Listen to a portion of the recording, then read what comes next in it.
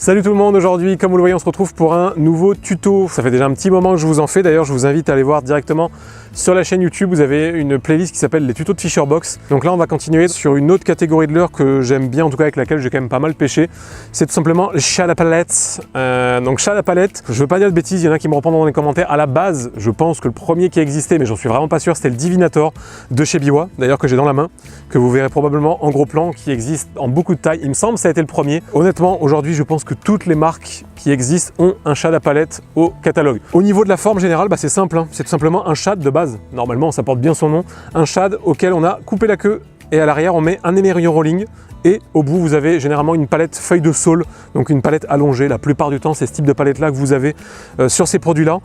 Tous les shads à palette, en tout cas moi ce que je connais, sont faits à peu près sur ce principe-là. Vous allez avoir des types de palettes différents.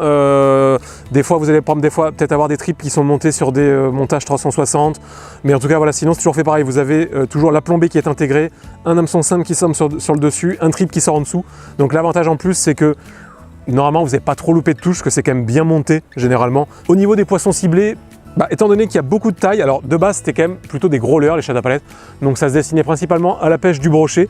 Mais voilà, aujourd'hui vous le voyez, par exemple celui-là c'est un tout petit, ça existe même encore plus petit si je dis pas de bêtises, je crois en 9 grammes, les Divinator je crois. Mais voilà, en gros vous pouvez tout pêcher avec, vous pouvez pêcher la perche, vous pouvez pêcher le cendre, le brochet, le silure, donc c'est vraiment un leurre très polyvalent. Et vous allez voir au niveau des animations, rien de très compliqué, et c'est ça vraiment que j'aime avec le shad à palette, c'est que c'est un leurre, même quand vous débutez, qui je pense peut vous permettre de des fois tirer votre épingle du jeu et sortir des poissons. Au niveau de l'animation, vous allez voir, il y en a deux principales honnêtement. La première, c'est une animation que moi j'ai bien aimé faire au-dessus des herbiers. Généralement, surtout cette période-là, vous allez avoir des gros herbiers, généralement qui vont remonter quasiment à la surface ou pas très loin de la surface, 1 mètre. Et ce que j'ai bien aimé, c'est passer au-dessus avec ce type de produit-là en linéaire, tout simplement. Vous lancez et vous le ramenez en linéaire. Hop là, on lance, on ramène en linéaire, tout bête. Et tout simplement, il y a la palette qui s'anime derrière. La palette qui tourne, c'est ça qui va attirer le poisson, qui va attirer le chaland comme on dit. Voilà, ça tourne, tout bête. Lancer, ramener en linéaire. Vous pouvez ralentir votre récupération, bien évidemment. Vous n'êtes pas obligé de faire quelque chose de linéaire tout le long. Vous pouvez de temps en temps le faire ralentir pour qu'il puisse descendre un petit peu dans la couche d'eau. Parce que vu que c'est quand même un leurre bien plombé, il va descendre rapidement dans la couche d'eau. Et vous pouvez des fois accélérer un petit peu votre récupération. Mais voilà, vraiment l'animation de base, ça va être ça. Tout simplement, lancer, ramener en linéaire. Et ensuite, l'autre animation qu'on va énormément faire avec ça, c'est tout simplement de l'animation en dents de scie, ou en tout cas, le fait de le faire descendre. Parce que, je ne sais pas si vous allez le voir devant moi, à la descente, ça nage vraiment très bien. Là, je ne sais pas si vous allez, je pense que vous le voyez. Si je le laisse tomber, la palette s'anime super bien à la descente. Et c'est ça qui est cool en fait. C'est que c'est un leurre qui pêche tout le temps. Ça va pêcher quand vous allez ramener, ça va surtout très bien pêcher à la descente. Donc l'autre type d'animation que vous allez pouvoir faire, c'est tout simplement vous lancer, vous le laissez descendre, vous prenez contact avec le fond, ou en tout cas vous le laissez descendre, et ensuite vous le faites remonter, vous le relaissez descendre, vous le faites remonter, vous le relaissez descendre. Donc par contre faites très attention, vu que c'est un leurre qui pêche très bien à la descente, assez souvent en tout cas les touches vont se produire à la descente.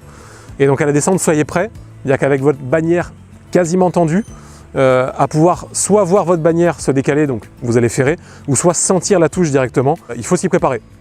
Donc ça c'est le deuxième type d'animation, animation en dents de scie. Vous laissez descendre votre leurre, vous l'accompagnez à la descente, vous le faites remonter, vous le faites descendre. Et ensuite vous allez simplement refaire une variante un peu de tout ça, c'est que vous faites votre lancer en linéaire, et de temps en temps en fait vous pouvez faire une pause et le laisser descendre. Là il va pêcher. Et ensuite vous pouvez recommencer en linéaire, vous refaites une pause, le leurre va continuer à pêcher. Hop là, et ainsi de suite. Donc voilà, vraiment c'est un leurre très polyvalent qui peut pêcher à la descente, à la remontée, en linéaire, et qui surtout peut pêcher quasiment tous les types de poissons.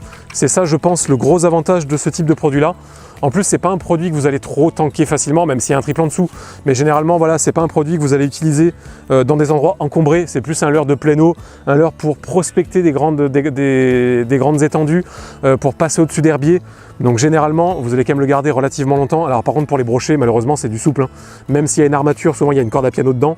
Au bout d'un moment, le leurre souffre.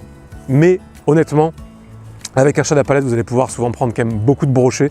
C'est ça l'avantage, c'est que c'est un leurre qui coûte théoriquement pas trop cher. Je pense qu'en plus c'est pas trop connu des débutants. Quand vous débutez, c'est vrai que le shad à palette, je pense pas que c'est un truc que vous allez trop utiliser, mais je vous recommande vraiment d'en avoir au moins un dans votre boîte, une taille standard, un chat à palette entre 10 et 15 cm que vous allez pouvoir sortir de temps en temps pour tester au-dessus des herbiers, pour tester des fois quand vous voyez que les poissons ne réagissent pas avec des leurres plus classiques. Voilà, testez le chat à palette, vous nous en direz des nouvelles.